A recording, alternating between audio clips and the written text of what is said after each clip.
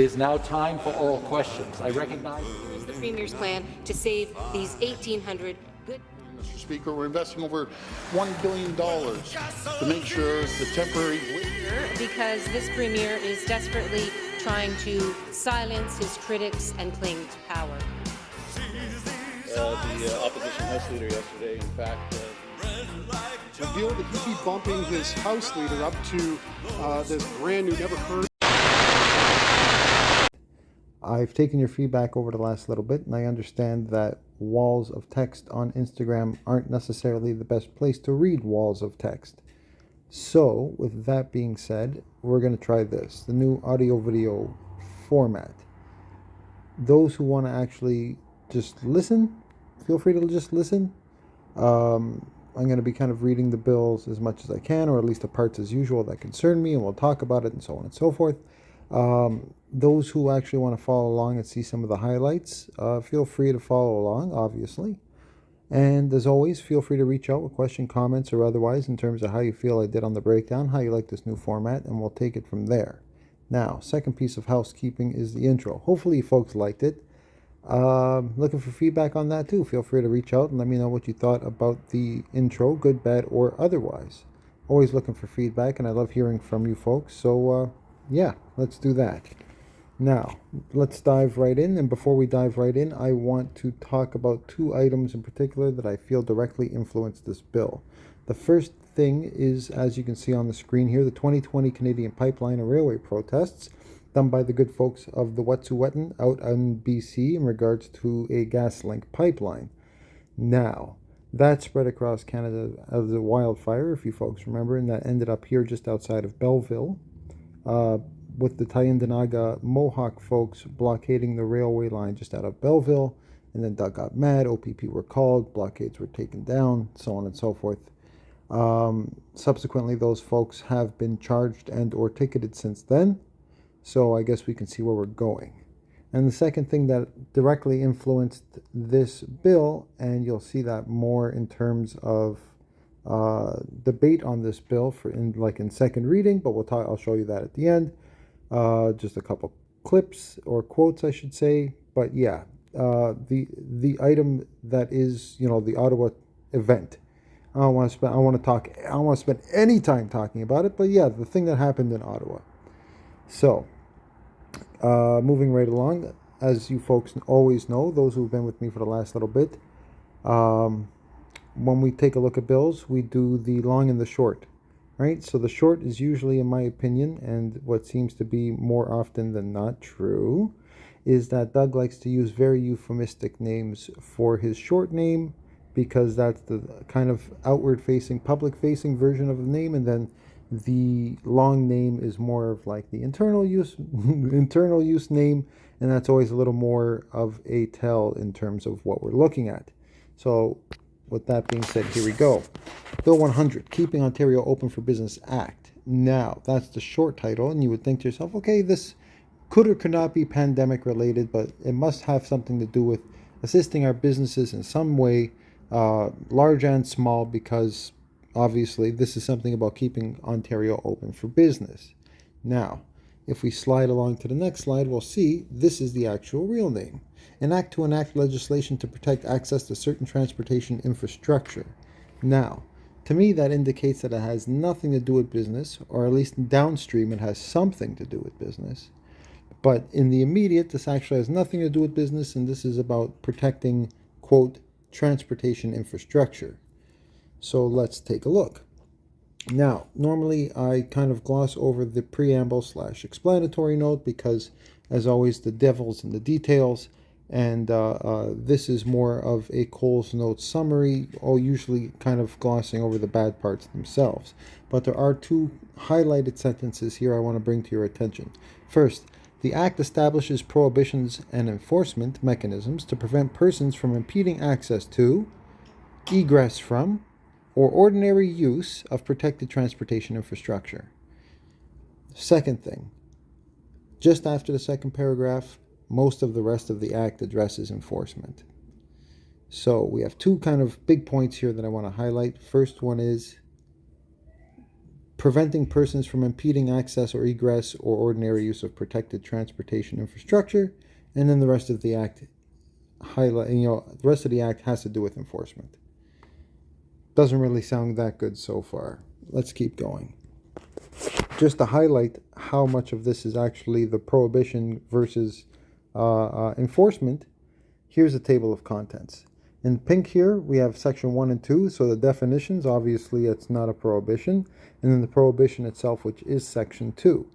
Then from 3 to 9, we have expanded police powers. Then from 10 to 14, we have what happens if you contravene section 2. And then 15, 16, 17 is kind of Doug building himself an escape hatch. And section 18 is amendments to the Civil Remedies Act, so that way all of this kind of ties together and functions as a nice cohesive unit. So let's keep going. Section 1 provides definitions, so that way we have a good understanding of what we're actually talking about here. Because if I think protected transportation infrastructure means one thing and you think it means something else, then we're not actually going to be talking about apples to apples here. So, as always in every bill, section 1 provides a list of definitions that kind of goes over what we're talking about and what that actually means in terms of this bill. So, the one I want to highlight to you folks is protected transportation infrastructure. Now, what does that mean? Sub A, any land or water border crossing point between Ontario and the United States. Okay, that's pretty straightforward. Sub B, any airport that regularly accommodates flights between Ontario and a country other than Canada, and that is prescribed by regulation. So, has to be an international airport. Okay. There are more than just international airports, so it's okay to, in theory, protest in front of those, but not in front of international ones. Interesting. Next, any significant transportation infrastructure that is of significance to international trade and that is prescribed by regulations. So, transportation infrastructure, significance to international trade. Those are the only two real points for sub C.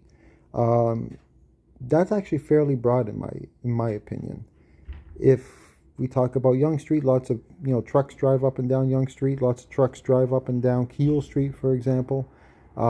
If a protest were to break out on Keele Street, for example, would that be considered transportation infrastructure that's significant to international trade because of the amount of big rigs that drive down it? Very possible. Once again, the net's being cast a little wide here. Yeah, that's we should know that, folks. And another thing, as always, when we talk about regulations are, as I've mentioned time and time again, the way for Doug to legislate without legislative oversight. So, to me, I think it's a very nefarious tool to be used, but the idea is that regulations don't have to really see the light of day in terms of the House. They go directly to the Ontario Gazette. All you have to do is write up a regulation, you submit it, it gets passed, and it gets printed in the Ontario Gazette. It behaves like legislation or modifications too, but it doesn't actually, it is not legislation in the sense where it has to go through the legislative process of opposition oversight and or any kind of committee. So yeah, not a really great way to lead the province, but that's one of the ways that Doug definitely has chosen to lead this province is with regulation. So that's that. Now, let's slide to the actual prohibition itself, folks. Prohibition respecting access to protected transportation infrastructure, then prohibition impeding access, etc. Section 2, sub 1. No person shall impede access to, so using, egress from, leaving, or ordinary use of protected transportation infrastructure, period. So let's just look at that for a second. No person shall impede access or egress or ordinary use of protected transportation infrastructure.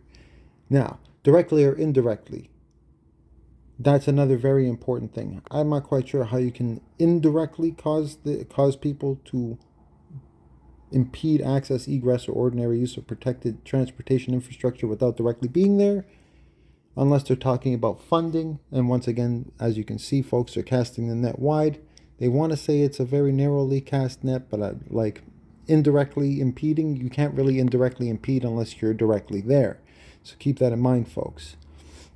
Cause such access, egress, or ordinary use to be impeded if the impediment... Okay, so you can't block ordinary use of transportation infrastructure directly or indirectly. Cause that thing to be blocked. If, here's the thing, if the impediment has or reasonably expected to have. So in theory, you should be very well aware that this may or may not have this impact, and if you're reasonably aware that this is the outcome, then you fall under this prohibition. A, disrupting ordinary economic activity. So now, as we can see, kind of contrary to the significant international trade comment in the definition, now we're disrupting ordinary economic activity. What's ordinary economic activity? Me running to the store to get milk? Or are we talking about a daily truck delivery that happens across border, not just like the once a month large multi-billion-dollar shipment? What exactly is ordinary economic activity? That's not defined in Section 1. Now, B, interfering with the safety, health, or well-being of members of the public. What does that mean once again? That I can't go, like, if you block me from going to the store to get milk? Or are we talking about doctor's appointments here? It's a pretty vague prohibition, if you ask me, folks. Interfering with the safety, health, and well-being of the public. In my opinion, protests are supposed to interfere with those kind of things because that's how you have yourself heard when you're feeling distressed enough that you're not being heard, but that's neither here nor there. I digress. Let's continue.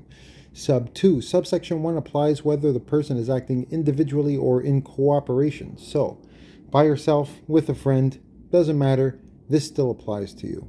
And then through the use of a vehicle or by any other means. So, in your car, on foot, horse and buggy, all the same, Section 1 still applies. Subsection 1 still applies.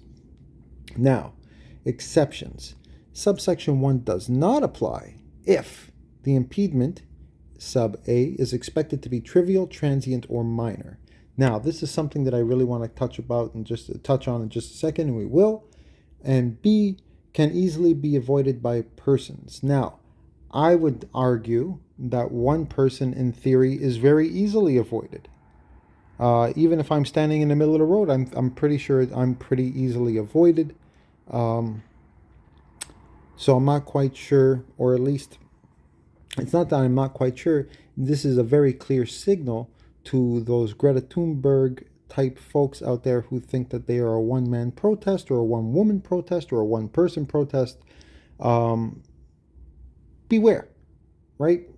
Even though in theory an individual may be easily avoided, apparently that's open to interpretation in terms of what's easily avoided as well. Now, let's take a look at the idea of trivial, transient, or minor.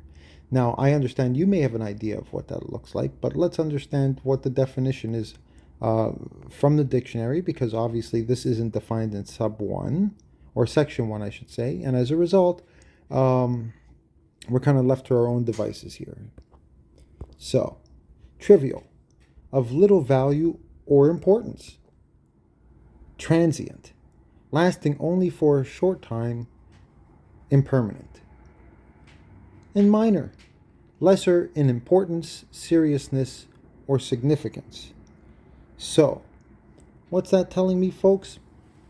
That's telling me that as long as your protest is considered insignificant, unimportant, and minor, transient, then like the government has no problem with you. And I guess the best thing I can point to that is like all of these pro-Ukraine protests. They last for half a day. Everybody marches down Yonge Street, yada yada. I'm not saying you have no right to do that. I'm not saying everybody, these things are good or bad or otherwise. We're not talking about that. What I am talking about is that something tells me that that's more of the idea that they have. You want to go for a quick march down the street, wave your flags, do your thing, great. It's not that important and it's not going to make any impact on anything, but you're allowed to do it. But if this is something that is important and or has some sort of substantial weight to it, that's another way that doesn't kind of group you in there, being like, well, this isn't really minor or transient or unimportant. This is what you're protesting about is pretty important and it's not that transient, so you fall under sub 1. This actually isn't an exception. So once again, casting a wider net, they're just using fancy language. They're using 10-cent words as opposed to real words to, to get this point through without actually having people understand that much better. What I mean by 10-cent words is, they're fancier words. We're using legislative legal words here, folks. Now, sub 4 of section 2, prohibition on assistance. No person shall provide assistance to another person to knowingly aid that person to do anything prohibited by subsection 1, including by providing supplies, fuel, or other materials. So once again, as we saw in the Ottawa incident, folks were bringing food, gas, whatever they needed to keep their trucks running, to keep their kids warm in those trucks, so on and so forth. Not saying good, bad, or otherwise. Just saying that's the situation that was happening, and here's the prohibition on ever rendering assistance to any other protester ever again. Now, obviously this section doesn't apply if you've been authorized by the government to do the things you're doing, if it's required by a court order, or if it's a police officer acting in the course of their duties. And if we all know that police love to insert agent provocateurs within larger protests, so it's no surprise that they're going to provide a get out of jail free card for officers in their role of being the agent provocateur within a larger protest. Now, next. Here's an idea that you need to know before we get there. Reasonable grounds, right? That's a policing term. The idea is I have to have reasonable grounds in order to suspect, to question you. There has to be reasonable grounds to understand, think that there was a crime committed. Reasonable grounds is a majority of how police draw their power. If they reasonably think that something is happening, then they can do something about it. So before doing specific things like charging you with a criminal offense or conducting a search, the police must have reasons to believe that you could have committed a criminal offense or have evidence or weapons related to a criminal offense. I thought was a really great kind of jived with my police foundations, education. That's a great definition of what reasonable grounds is. Now you're going to see where this actually comes into play. Directions to cease, remove objects, and disperse. And keep in mind, objects in this situation also include cars. Directions to cease, remove objects. A police officer who has reasonable grounds to believe that a person is contravening sub 2 may direct a person to stop doing what he's doing and then remove anything associated with that contravention, whether it's your car, gas, food, water, whatever it is. He can take it away from you if he thinks that you're on the way to go give help to a protester, or if you're going to go use it yourself in a protest. Now, sub 2. A police officer who has reasonable grounds that 2 or more persons are contravening section 2, so the prohibition itself, they can direct them to disperse. Went from one person in section 2, as we saw, an individual or in cooperation. Now it's 2 or more persons. So not quite sure why the one person isn't going to be directed to disperse. Maybe they don't care and they just want to leave that one person standing wherever the hell he wants to stand. But in my opinion, this is a quickly written bill that's a little sloppy and widely casting a net, so no surprise that they didn't cross all their T's and dot their I's and make sure that all of this makes sense cohesively. But yeah, 2 or more persons are together contravening section 2, sub 1 or 4, and you can direct them to disperse. So if you're protesting or you're going to go render aid, you're free to be dispersed. Now, removal of objects. A police officer, this is subsection 4 of section 3. Removal of objects by a police officer. A police officer may remove an object or cause it to be removed if a person who is directed to remove the object fails to do so, or if the police officer, this folks is the scary one, sub B of subsection 4. The police officer determines that the conditions for giving direction under clause 1B are met with respect to the object, but it is impractical in the circumstances to give the direction. I don't really think it's appropriate for a police officer during the course of a protest to determine to me what exactly is practical and impractical in terms of letting me know my things are going to be towed and or taken away. I think for officer safety, furthermore, it would be safer if they went to the utmost lengths to figure out how to make it practical. Because if somebody saw their car being towed or whatever during a protest, things can actually really get out of control, in my opinion.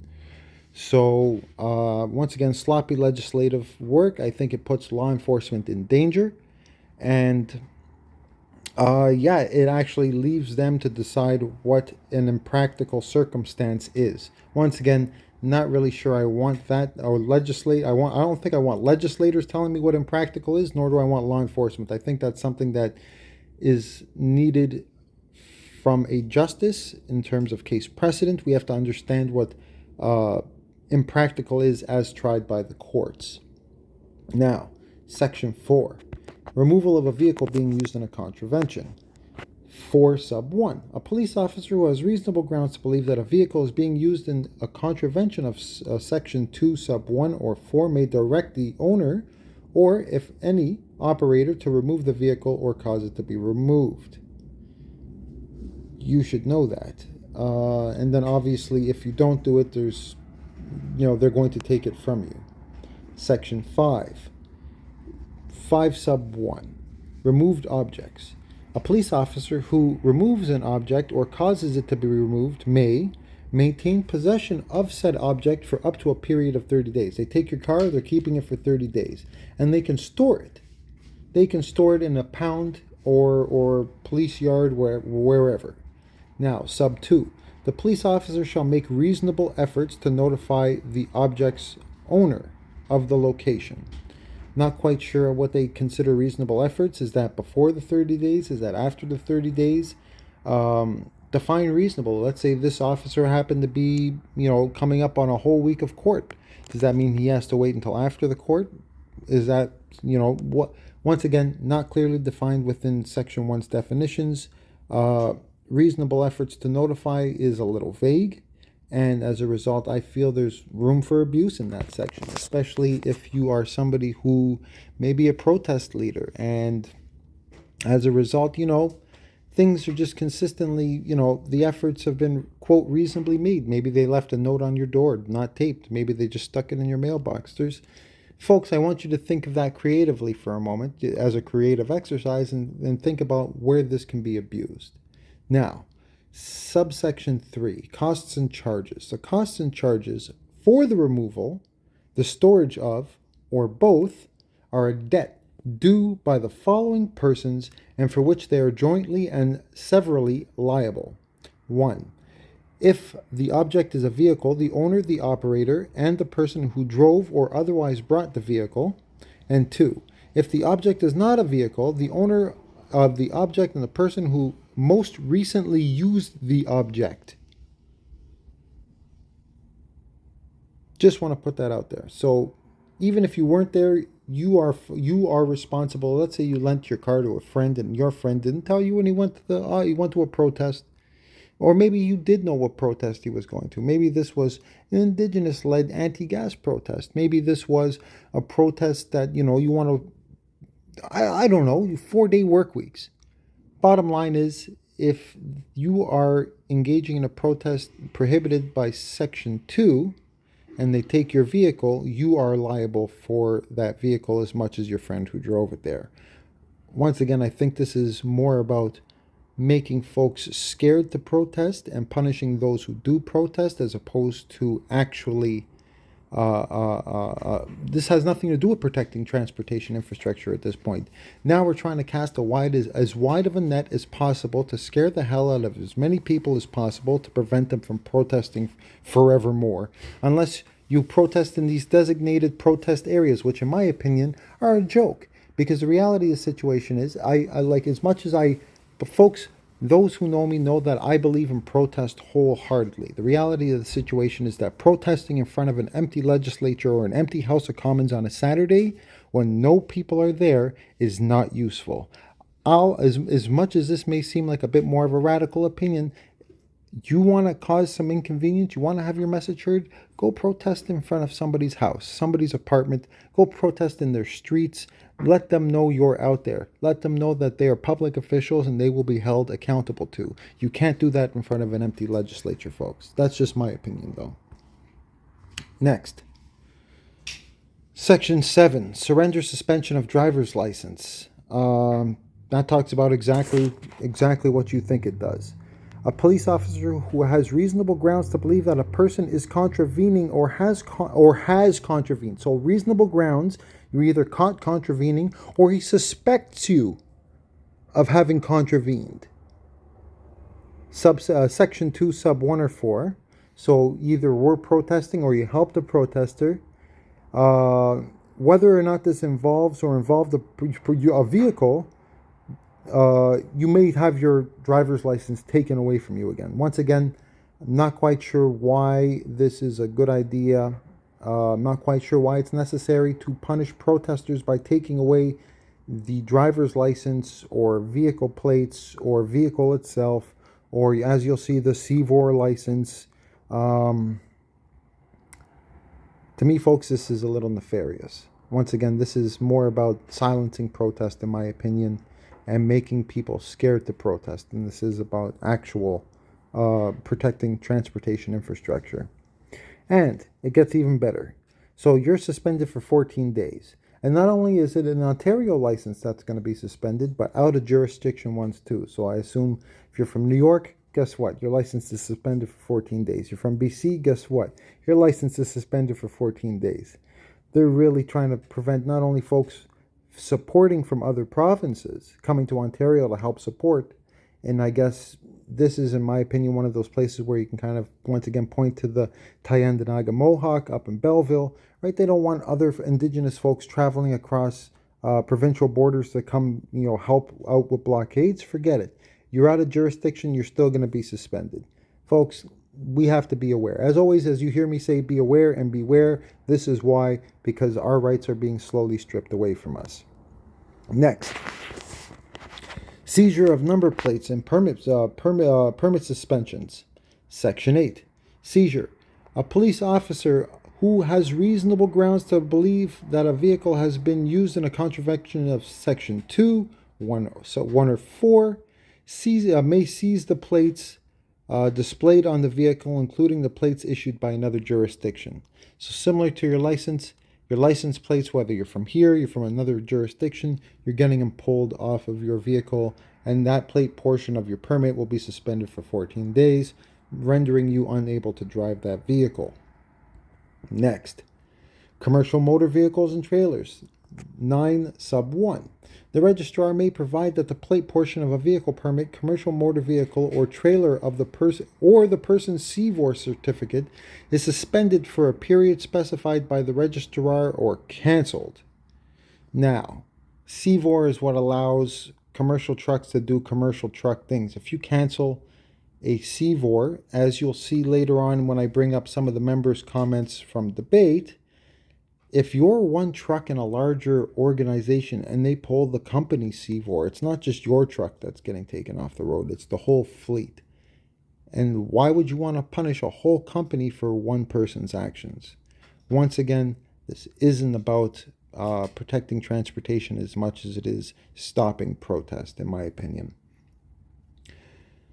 The person is the, commercial motor vehicle trailer of the person's CVOR certificate is suspended for a period specified by the registrar or canceled if the registrar has reasonable grounds to believe that the person contravened Section 2, sub 1 or 4, or the person is the owner or operator of a commercial motor vehicle or trailer that was used in a contravention.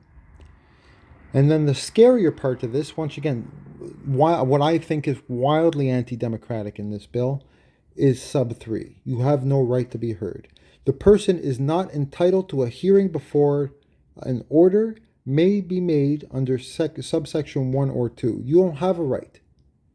You don't have a right to be put in front of a judge before this takes effect. They're going to punish you first, and then you get this. Then only after your suspension is in place or your CVOR has been pulled, only then may you have some sort of hearing. Not really democratic, not really in line with the rule of law.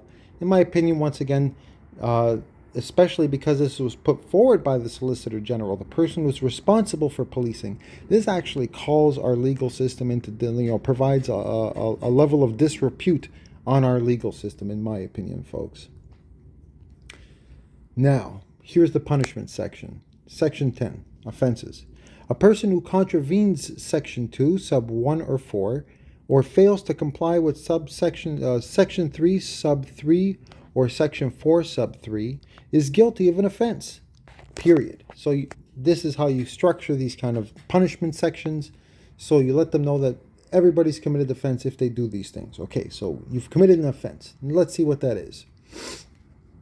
A person who interferes with or obstructs any person in the performance of their duty is guilty of an offense. Okay, so lots of offenses. Directors or officers. A director or officer of a corporation who causes, authorizes, permits, or participates in offense is guilty of an offense. So I'm not quite sure what you mean by authorize or permits. Just because the trucker was using a truck that you allow him to take home doesn't necessarily mean your compliance. But once again, making it scary for everybody. The protest, businesses now, if they feel that a person is a bit more of a politically active person, let's say the person had privileges to take a work van home, maybe he'll have those privileges taken away. Maybe that was the only vehicle he had. Now he can't use a vehicle anymore for his day-to-day life because that employer is scared of him going out and protesting.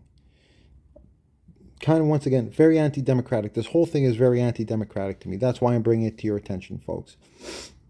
Separate offense. A person is guilty of a separate offense on each day. So, similar to environmental punishments, but Doug likes to roll those back. In this one case, he's rolling this forward. Instead of, let's say, for example, folks, I showed up to a protest. I didn't leave the protest, and I spent a week there. In theory, that could be argued that was one contravention. I stayed there the whole time. I didn't leave, and I was protesting the entire time in a way that was befitting of like civil protest, and as a result, I've contravened Section 2. That could be seen as one incident, me being there for the entirety of that one protest. What subsection 4 does is it makes it an offense every single day that you're there, whether you've left or not, whether you went to go to the bathroom, whether you didn't leave at all. Every single day that you're there, providing gas, providing food, or actually protesting is a contravention of the act. So if you were there for 7 days straight, that's 7 different offenses on top of, let's say you have multiple offenses per day, but just the act of being there, that's 7 different offenses in and of itself. So, penalties. On individuals, on conviction of an offense under subsection 10, the person is liable to a fine of no more than 100 grand or an imprisonment of a 1-year term or both. In the case of Section 10 Sub 3, which is a director or officer of a business, 500 grand and prison of up to 1 year or both. And if it's a corporation, then that corporation is liable to a fine of not more than $10 million. Nobody's going to jail, coincidentally, but $10 million. Section 12, requirement to identify. If a police officer has reasonable grounds, here's that reasonable grounds phrase again, to believe that a person has committed an offense, he may direct the person to provide their full name, date of birth, and address. So you don't even have the right to be anonymous anymore in a protest. If you've been suspected of protesting, that police constable is going to come and he's going to demand your information. And if you fail to comply, as it says in Sub 3, you're guilty of an offense. And Subsection 13. A police officer may arrest without warrant a person whom the officer believes on reasonable grounds is contravening Clause 3(1)(a) or Subsection 3 Sub 2, is guilty of an offense under Section 10 Sub 2, or has failed to comply with Subsection 12 Sub 2. So if you, in this case, more like, in regards to Section 12, if you don't identify yourself to a police officer, you can be arrested without warrant. Now, normally that's a standing situation. You have a right to be detained until your identification has been made. But now you have a right. Now you no longer have a right to just be detained. You have a right to go to jail. You have a right to be arrested without warrant if you refuse to identify yourself to a police officer. And a judge of the Superior Court of Justice may make an order restraining a person who is contravening Section 2 from continuing. So, not only can the police arrest you for protesting, but now you can be barred legally from the courts, from the Superior Court, the highest court in the province, can block you from protesting as well. And subsection 1 applies in addition to any other remedy or penalty. Just think about that for a second, folks. Doug is legislatively ordering the Superior Court of Justice to punish protesters. If this doesn't throw our legal system into a state of disrepute, I don't know what does at this point. And unfortunately, as we can see, it's not even on the provincial level. We saw this on the federal level as well, but I digress. So the amendment, Section 18, just kind of ties this all nice together. Subsection 7 of the Civil Remedies Act is amended by adding the following: injury to the public. So now the definition of injury to the public has been included. Any unreasonable interference with the public's interest in the enjoyment of property. Any unreasonable interference with the public's interest in question of health, safety, comfort, or convenience. So if it's inconvenient, if I've been made, if there's been an inconvenience of me going to go get milk from the store, I'm liable under the Civil Remedies Act. Any expenses or increased expenses incurred by the public, including any expenses or increased expenses incurred by the Crown in right of Ontario, a municipal corporation, or a public institution that belongs to a class prescribed under this act. So, if my protest has caused the municipal government to spend a few more dollars than they should have, I'm now liable under the Civil Remedies Act. And a contravention of Section 2, Sub 1 or 4 in the Keeping Ontario Open for Business Act, you can be sued for doing that too. Heads up, folks. It almost seems like he's placing this to me, it feels very much like the Texas bounty hunter law for abortions, where it's like, if you think that somebody is contravening Section 2, Sub 1 or 4, guess what? You can sue them now. Now, let's talk a little bit about debate.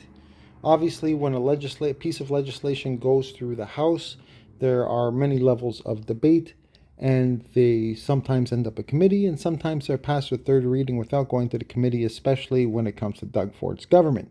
Now, this is a quote. This quote and the next quote is a quote taken from the member for Etobicoke Lakeshore, Ms. Hogarth, who is a PC member. And I think this kind of highlights exactly what I was saying in terms of making folks scared. A suspension or cancellation of a CVOR, which is a commercial vehicle operator's registration certificate, has significant impacts on Ontario-based companies. The suspension is not only in effect for a vehicle identified as being involved in a protest, but is in effect for the entire company's fleet associated with the CVOR holder. Now, if this was really about making things better for business, or in this case, wanting to really punish very targetedly the protester themselves, they would have left it at having that person's driver's license pulled. The fact that they're going to pull the entire company's CVOR, and that could potentially take 30, 50, 100 trucks off the road. Once again, folks, this isn't about protecting infrastructure as much as it is stopping protest. Second, the one part of this legislation I think that we should all know is that we don't want to see what happened along our borders ever happen again. Think about that. It's a protest. They don't want to see it ever happen again.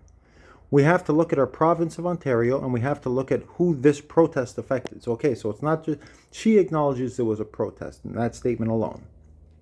When it hurts their businesses, we have to look at this legislation and say, what can we do better? And what can we do better for the people of Ontario? I don't think that this is making anything better for the people of Ontario. I think this is a good piece of legislation so we don't see this happening again. What is this? It's funny how she didn't say protest. She's referring to this in some sort of nebulous format where she doesn't really want to call it a protest or refer to protest because obviously that would be wildly anti-democratic. So we don't want to see this happening again. And this is very wide, in my opinion. This has been cast very, very wide, folks. Now, during debates, there are questions after you're done your 10 minutes of talking about the bill and how great it is, how bad it is, good, bad, otherwise, what have you. Other members from both sides of the aisle get to ask you questions. Mr. Stephen Crawford here is the member for Oakville, so this is a PC member asking a PC member a softball question. Obviously, they want to talk up the bill because that's what you do when you're asking a same side member a question. You don't want to throw them a curveball because you want this to be nice and smooth and you want to sell the selling points here, of course. So, skipping right to the actual question, I'm just wondering what's your perception of foreign investors, people that are creating jobs here and are a part of our economy. How do you think they will feel about this new proposed legislation that the government of Ontario is putting forward? Now, this isn't, to me, it breaks my heart that this isn't a question of, well, how can we better make sure that the right of protest is protected? How can we make sure that person X, Y, or Z is protected? Or businesses that have, a staff member that goes out and protests, how do we protect them from being unduly harmed? This is, how do we, the foreign investors that come here and quote, create jobs. How do you think they're going to feel? It's not how do you think the Ontario people are going to feel. This is how do we think foreign investors are going to feel about the government of Ontario's legislation. I want to highlight that to you folks because this only goes to show you. I've been saying this since Doug used that phrase, open for business. Ontario's open for business, but not for Ontarians. And you should keep that in mind. The answer? People want to have a safe and reliable province to invest in. And that's one thing that our government is offering, that security of a place to invest your money. Another highlight, people have a choice of where they want to invest their money and where they want to set up a corporation.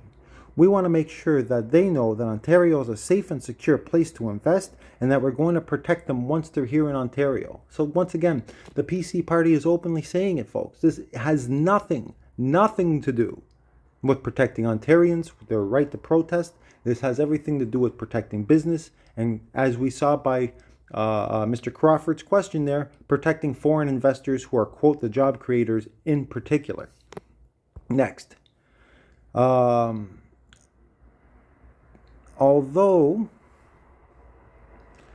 here's a question now from Miss Hogarth. And this question from Ms. Hogarth is to the NDP member from Hamilton Mountain. Although this bill is about protecting our borders, which is actually a joke, this is about punishing protesters, but let's go along with it for a second. I'm just wondering if the member sees complementary investments to police equipment such as heavy tow trucks for the OPP that stepped up in a big way to help. Do you think these investments would help in the future? So they are rewarding the OPP for helping out with heavy tow trucks or more funding? Interesting question. Once again, has nothing to do with business, keeping business open, keeping people's rights protected. This is like, do you think this is a good idea that if we buy the OPP heavy tow trucks? The NDP member's response, I think if they already know it's coming, then they shouldn't have to tow anything away. Put up the blockades and make sure that people are not able to get into those secure spaces. So unfortunately, we can see with the NDP too that protesting isn't welcome. Put up blockades, prevent them from getting to wherever they have to go to protest, is basically what she's saying. So is the investments on the heavy artillery for the heavy tow trucks for police? I think there are a lot of investments that the police need more than a tow truck. Yes and no. I think maybe a tow truck is not necessarily the best way to spend taxpayer dollars. Do I think the police need anything else? Not really. I think that they're pretty well funded as they are. Now, I think this is also very telling in terms of how far the government is willing to use social media. Social media is very wide and everybody's telling what's happening on social media. So I think being proactive in the matter would probably fix the situation much sooner. Meaning that if they work hard on spreading perhaps some disinformation, as the CBC was caught doing during the Ottawa protest, if we work hard to spread, hey, don't come here via social media, maybe people won't show up. And to me, folks, that's only clear intentions by the government to weaponize our social media platforms for their means. Now, that brings us to the end of Bill 100, folks. As always, if you like the bill, reach out to your MPP. If you don't like the bill, reach out to your MPP. Tell them to vote no. Tell them to shut this down in committee. Reach out to Doug Ford. Write to him directly. And let him know what you think about this, folks. The only way that things start to change is if they hear the voices from the people themselves. The larger we scream, the more they can't ignore this. So as always, reach out, write a letter, write an email, call your local MPP, let them know how you're feeling about the bill. You can go on ola.org and you can look up who your MPP is for your riding and write them an email. All of their information is right there. Their constituency office, constituency email, all the information you need to know is right there for you to take action. That is step one in terms of fighting back against any bad bill, folks, especially a bill like this that overreaches is an overreach on our democratic rights as a whole.